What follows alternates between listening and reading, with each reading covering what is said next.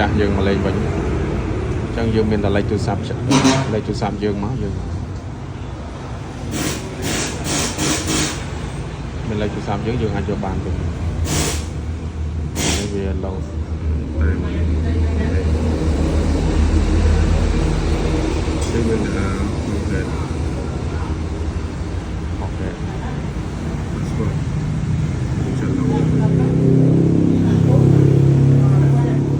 យើងយក Facebook ចាស់ងាយៗហ្នឹងបងប្អូននេះជាមួយជាប់មួយ account របស់យក search ជាមួយនឹង like ហ្នឹង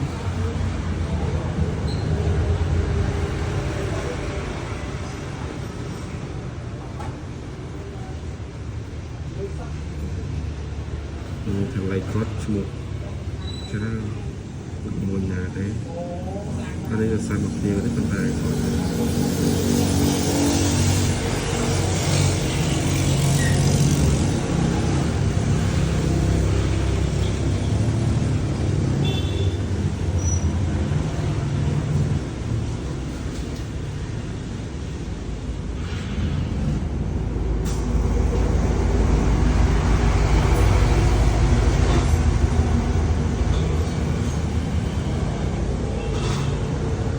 มันមានឈ្មោះច្រើនអញ្ចឹងខ្ញុំតែចាប់យកលើណាសំណាជាលេខនឹងមានប៉ុន្មានវាចេញប៉ុណ្ណឹងអានេះវានឹងអញ្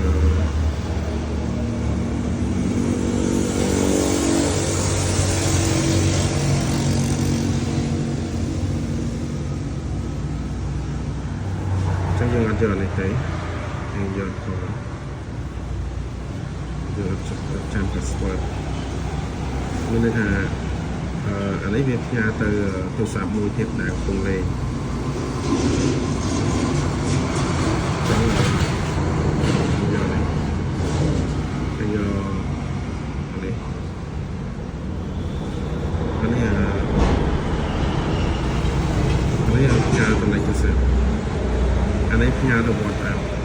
អានេះបញ្ចូល password មកយើងចាំ password តែយើងអត់ចាំ password យើងចូលតាមលេខទូរស័ព្ទ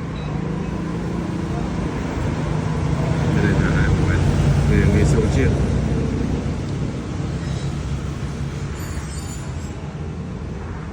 ពេលដែលវាផ្ញើមកវាអូតូខ្លួនឯងឬក៏បងប្អូន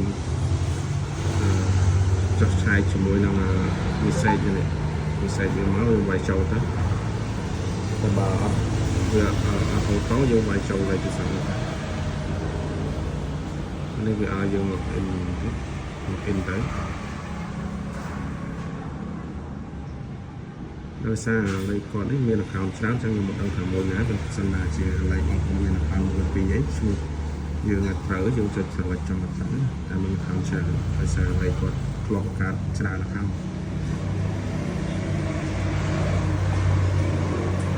បាននេះវាឲ្យប្រើ password ថ្មីតែខ្ញុំអត់ប៉ះពាល់ទេមិនដឹងថាគាត់ចាំ password ខ្លួនអត់ខ្លួនឯងតែចឹងខ្ញុំចុច skip សិនតែបើដាក់ password ថ្មីក៏ដាក់ទៅចូលចាំខ្ញុំ skip សិនវាដាក់ password ចាស់នៅកន្លែងនេះយើង skip យើងអត់ប៉ះពាល់ password ទេតែបើយើងចង់ដាក់ថ្មីក៏ដាក់ទៅដាក់ថ្មីក៏បានខ្ញុំ skip សិននេះយើងចង់ save បានយើងចង់មកណាក៏បានយើងមកណាយើង skip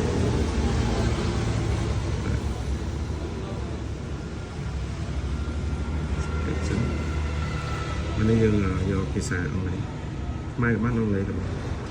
នេះ script សិនបាននេះ account គាត់បានមកវិញប៉ុន្តែនៅគាត់លេខ account ហ្នឹងឬក៏ account ផ្សេងទេហើយខ្ញុំមិនម្ចាស់ទេគាត់ញៀវអញ្ចឹង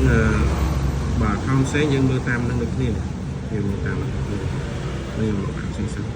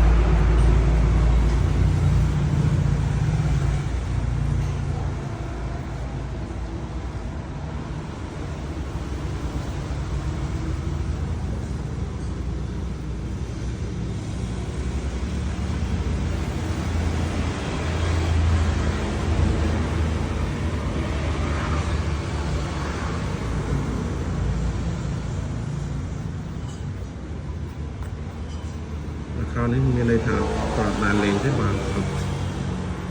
កន្លែង log out ធម្មតាដល់ឃើញ